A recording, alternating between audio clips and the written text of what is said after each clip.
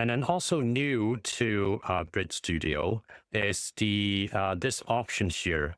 A lot of the parameters under the action system has this little icon. This icon is what we call a token. So depending on the event, some events will actually pass you some values.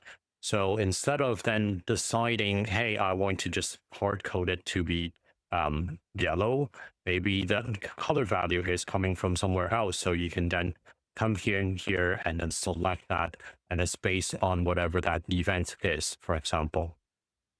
So similarly, for example, under OSC event, I can then say on message, and if I'm receiving, SP grid string, let's say, I can then do a log event, a log action, and then the message is then the input value, which is whatever that OSC message is. So that is how this whole action can be a little bit more dynamic instead of just hard coding things as to specific values. And then every single time you need to have a lot of these events and actions just to do something, for example. So that's how you can make use of these tokens, and some events, just so you know, can actually provide you with multiple tokens as well. It's depending on how that event is created. And then another new thing in terms of Grid Studio is that now you're able to create events that are not associated with that object. What that means is that previously in SP version 1 is that, for example, I want to be aware of this OSC message on message event. I have to come in under the OSC and create this. And if I have a lot of messages that I'm receiving, it becomes, this list can grow quite big and it becomes quite hard to program and just go through and filter and figure out where things are and what's happening. What I can do, for example, I can come in here under the push button. Let's say I can, let's say I'm not interested in someone pressing this button. I'm interested in the event of that OSC message.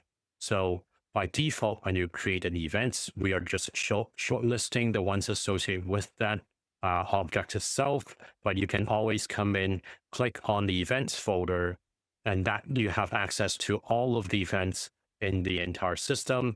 And then I can come in under the folders.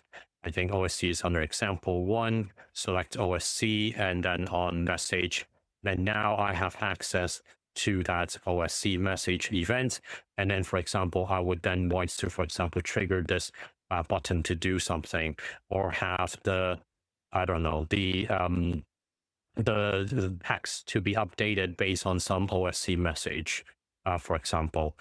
So these are things that you can then sort of distribute some of that logic to the appropriate locations where it is actually being manipulated. And that's another way of just seeing what is going on and what has happened. And so you can divide those things into a way that makes more sense to you. And then another way to also do that or visualize that information is you can go into the OSC object. There is this one little icon which is called the flowchart. So if you click that, it will open up the flowchart window, and here we are now showing you, hey, this there is this on message and it's actually going through that push button. So because when you have all of these events that are associated or spread out throughout the project, it could also become a little difficult to figure out what is going on and where things are happening. So you can open that up, and then you can see, hey, this is a push button. Hey, what is that push button? I can double click on this, and then it will bring me to that push button. And then now I can then go and manipulate that event, for example. So that is how you can sort of diagnose your project and always have an overview of how data is flowing between different things and being passed from one object to another. So that concludes this 1 hour session of the Introduction to Grid Studio webinar. I hope you find that insightful and useful. As mentioned before, Grid Studio is absolutely free. Anyone can just go online. Please go to our website and just download a copy and get started and playing around. Maybe even follow along to some of the tutorials that we have. Thank you again for your time and watching this video. And I hope to see you in the next one.